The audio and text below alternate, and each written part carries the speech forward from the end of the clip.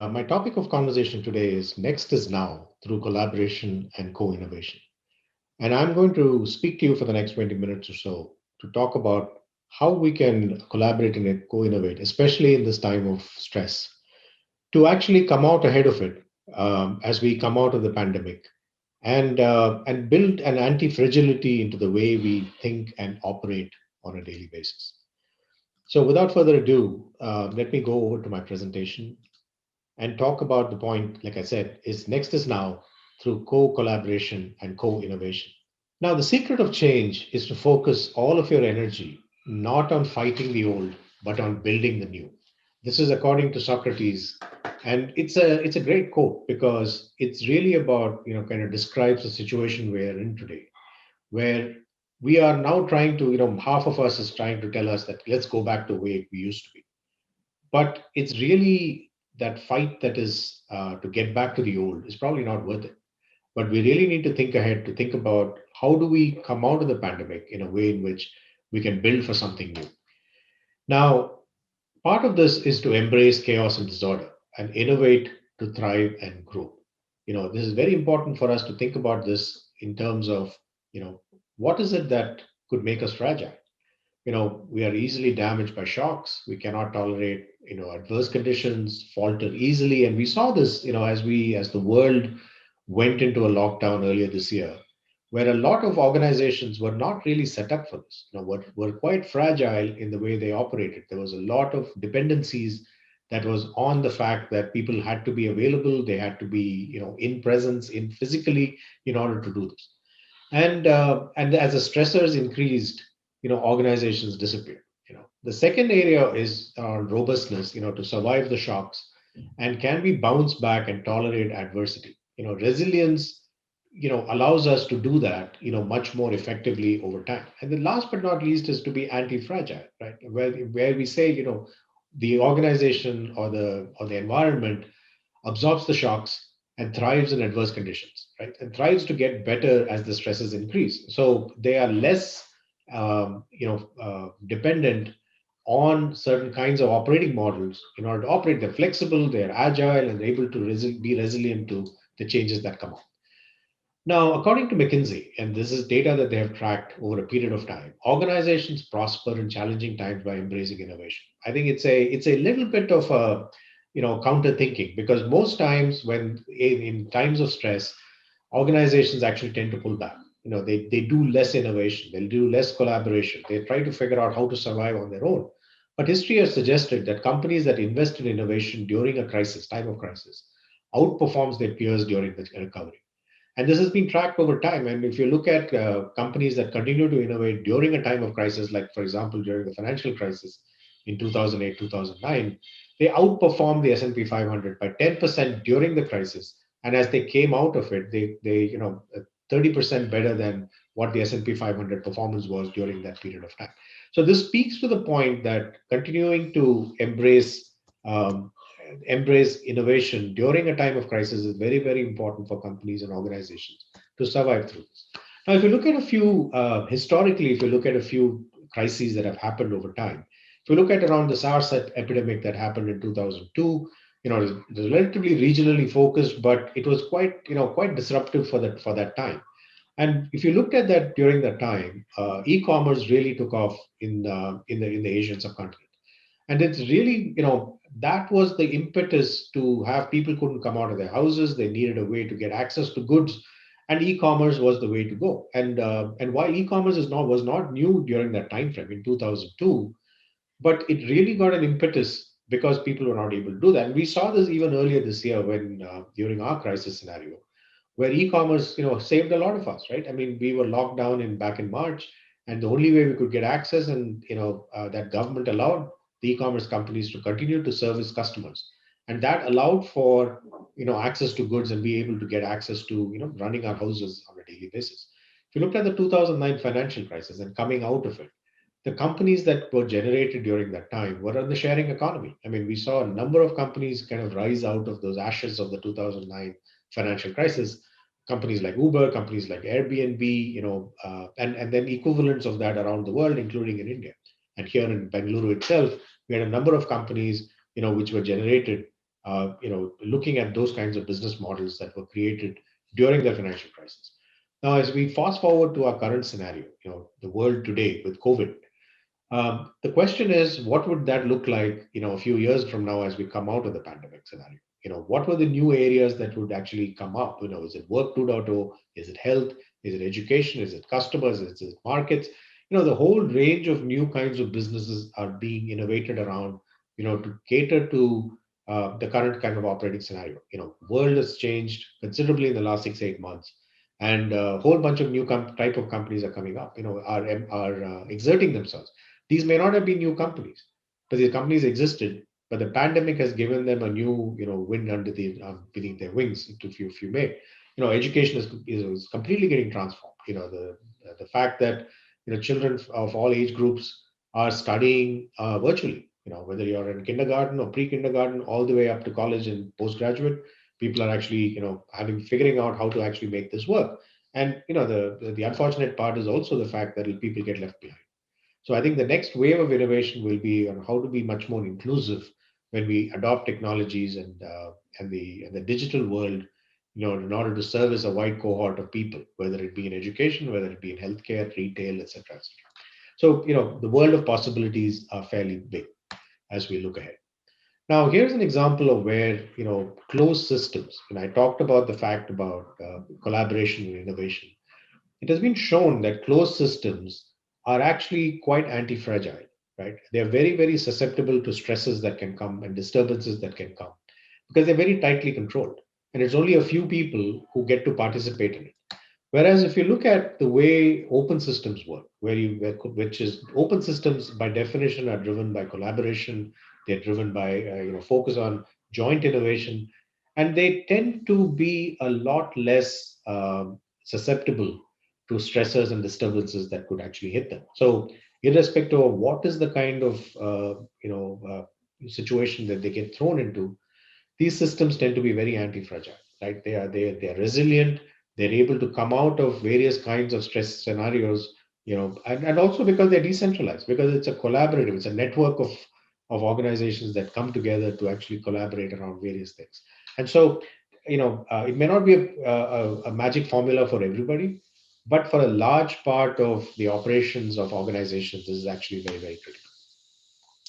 Now, the other piece to this is the world is using crisis as an opportunity to learn and innovate. And I talked about this in a few of the examples in the past, but some of these things that are actually, a good crisis, as they say, is we should not be wasted.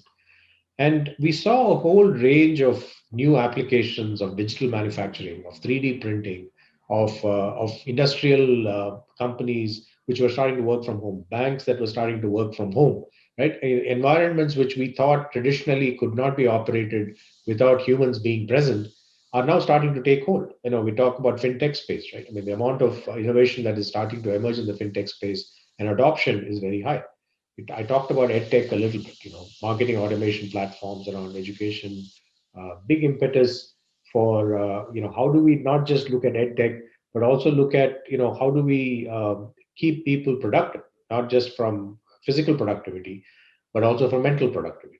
I think there's a whole bunch of, learnings that are coming out of the current crisis and the operating models that are there. And then last but not least is innovation for the masses. The rapidity of innovation, if you may, when we looked at things like in the beginning of the pandemic, how do we generate kits for testing? How do we get them at scale? And now with the advent of vaccines coming in, how do we actually get those vaccines created?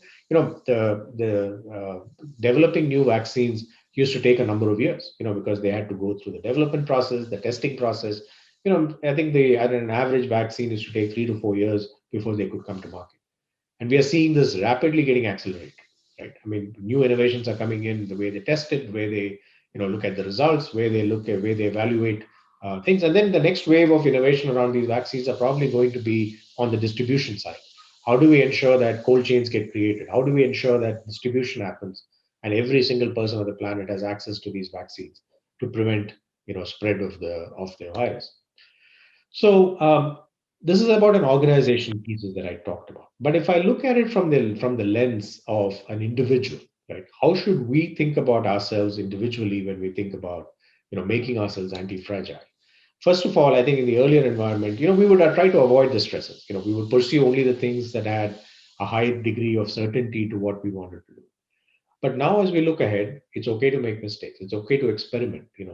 We should move forward rapidly, take up something with a degree of uncertainty. We saw a lot of creative things happening with people as they were starting to experiment with themselves. I mean, people, experimenting with cooking, people experimenting with new hobbies along with their work. And I think, working from home has created the opportunities for people to look at things beyond what they would have looked at traditionally. Second area earlier is we would follow an existing pattern very diligently. We would look for, no second thoughts on predefined processes, routines. We took things for granted, right? Business as usual, that was okay.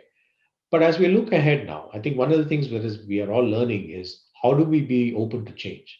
How do we make peace with deviating from the routine if needed? How do we personally be agile and have an open and a learning mindset or a growth mindset that allows us to look at new solutions for old problems, or be able to help define new problems that need a whole range of new solutions?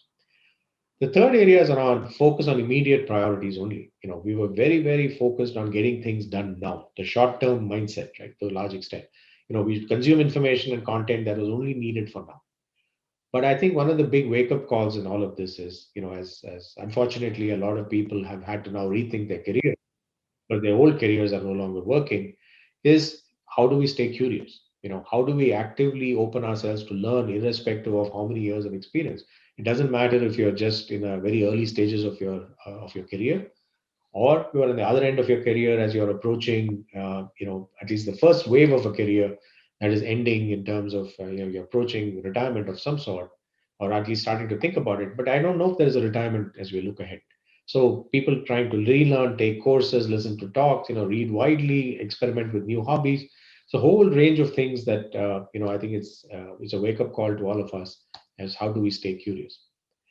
Now, the other piece is, trust processes. We used to trust processes that worked for years. We took it for granted, right? The money will be available when we need it in our banks. The bank will be available when we need it. Items will be available when we need to buy it. We could go to the store and pick it up when we needed it. All those things have been, there's suddenly been a wake up call that, we can't take things for granted anymore, right? We can't just fall back on plans and processes that have worked for years. I think, one of the areas that I would point to is most organizations have a business continuity plan, right? We built it at a time which was very different. We didn't take into account, most companies look at business continuity as, they have geographically dispersed, one geo goes down, another geo picks up the work. But when the entire world gets locked down or gets impacted by a pandemic like we are in today, that operating model is no longer there. So the trust that we had built in those processes are probably not there anymore. So I think we need to look ahead and say, look, as we come out of this, one of the big learnings is how do we innovate to build buffers? How do we add buffers when designing anything and avoid a single point of failure? How do we remain, like I said, before, how do we remain open to possibilities? How do we remain open to experimenting? How do we remain open to saying, look, you know, I don't know if this is going to work. I just need to make sure that I stay flexible. I keep, I keep myself plugged into what is going on around me. How do I ensure that, I'm able to build those, buffers effectively in terms of what we are trying to do? And then last but not least, focus. We used to focus only on the job at hand. Don't disturb me with anything else, right? Little or no focus on things beyond what was expected. We did our job, there were certain expectations, we got it done, maybe to the best of our abilities, and did that, right? But the big wake up call here is you need to have something going on, right? You need those side hustles, if you may, where experiment with hobbies, with new ideas, with new tools, with new learning, because the career you have today may not be the career that you will have tomorrow. So how do we start to think, and you put entire all these pieces together? I think the goal here is how do we personally become anti-fragile and be able to, withstand the stressors, the disruptions that are get thrown at us on a daily basis, and come out of it stronger than we actually went into it. Now, here's a quote that I really like. Right, you can't stop the waves, but you can certainly learn to surf. And I think this is very, very symptomatic of the way I think the world is moving today, as well as we look ahead. You can't stop certain things from happening, but we can certainly learn to surf and learn to get over it, be anti fragile, build those innovations, build those partnerships, build those collaborations, so you're not tackling all of this all by yourself. And I think that if there's one thing that has come out as a big learning out of the current pandemic, is that no one person or one organization or any one domain, for example, companies working with industry bodies, working with government, has been a great example of where we are building that resilience, where we are looking at things and saying, okay, we can't do all of this by ourselves. Let's collaborate, let's partner, right? We may be working, in a market competitiveness at one level, but we need to collaborate at another level to ensure that the world around us is something that we can actually not only, make sense of now, but also make better as we look ahead and move forward.